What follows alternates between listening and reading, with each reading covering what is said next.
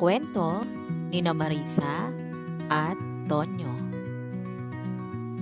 Si Marisa at Tonyo ay magkapatid, nakilala sa kanilang katamaran. Dahil abala sa trabaho ang kanilang mga magulang, napabayaan ang paggabay sa kanila. Kaya natutunan nilang iasa ang lahat ng bagay sa kanilang katulong sa bahay. Sa paaralan, halos laging bagsak o pasang-awa ang kanilang grado. Madalas silang ireklamo ng kanilang mga guro dahil sa kanilang kakulangan ng sipag at dedikasyon. Sa bahay naman, wala silang alam sa gawaing bahay at hindi man lang tumutulong sa anumang gawain. Dumating ang araw na labis na nag-alala ang kanilang mga magulang sa kanilang asal. Alam nilang may pagkukulang sila sa paggabay, kaya nagresulta ito sa masamang asal ng kanilang mga anak. Dahil sa labis na stress sa trabaho at sa bahay, nagkasakit ang kanilang ina. Kaya ang kanilang ama na lamang ang nagtatrabaho. Unti-unting humirap ang kanilang buhay. Napilitan silang magtipid at alisin ang katulong sa bahay. Isang gabi, kinausap ng kanilang ama sina Marisa at Tonyo. Mga anak, wika niya, aminado akong nagkulang kami ng inyong ina sa pagpapalaki sa inyo. Naging abala kami sa trabaho, kaya hindi namin naituro ng tama ang mga mahalagang aral sa buhay. Pero ngayon, gusto naming ituwid ang ating mga nakasanayan. Hindi magiging madali, pero mahalaga na maibalik natin ang tamang landas. Dugtong pa niya, gusto kong lumaki kayo nang may takot sa Diyos, may malasakit sa kapwa, at may pagpapahalaga sa mga itinuro ng inyong mga magulang.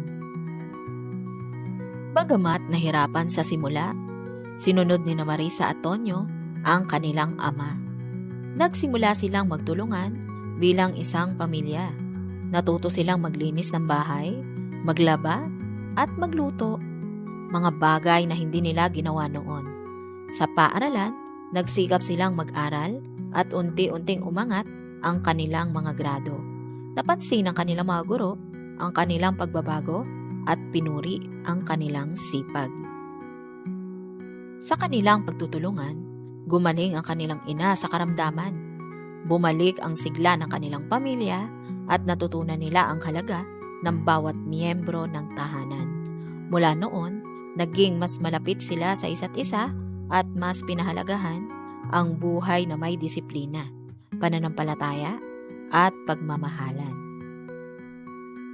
Aral ng kwento: ang tamang paggabay ng magulang ay mahalaga upang hubugin ang mabuting asal ng mga anak. Mahalaga ang pagtutulungan sa pamilya sa pagharap sa anumang hamon ng buhay. Ang pagbabago ay posible kung may pagsisikap at bukas na loob na tanggapin ang pagkakamali. Laging ipakita ang malasakit at takot sa Diyos bilang pundasyon ng maayos na pamumuhay. Mga tanong.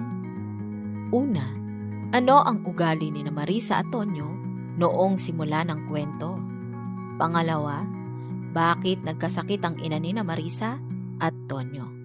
Pangatlo, paano nagbago ang buhay ng magkapatid? Pang-apat, anong aral ang itinuro ng kanilang ama sa kanila? Panglima, anong mga pagbabago ang nangyari sa kanilang pamilya pagkatapos nilang magtulungan? Pang-anim, sa iyong opinyon, ano ang pinakamalagang aral mula sa kwento? Maraming salamat sa inyong paglaan ng oras upang pakinggan ang kwento ng magkapatid na sina Marisa at Tonyo. Naway napukaw nito ang inyong puso at naipabatid ang mahalagang aral tungkol sa disiplina, pananampalataya at pagmamahal sa pamilya. Kung nagustuhan ninyo ang kwentong ito, huwag kalimutang i-like, i-share at mag-subscribe sa aming YouTube channel para sa mas marami pang kwento at aral sa buhay. I-click na rin ang notification bell para lagi kang updated sa aming bagong videos. Maraming salamat at hanggang sa muli!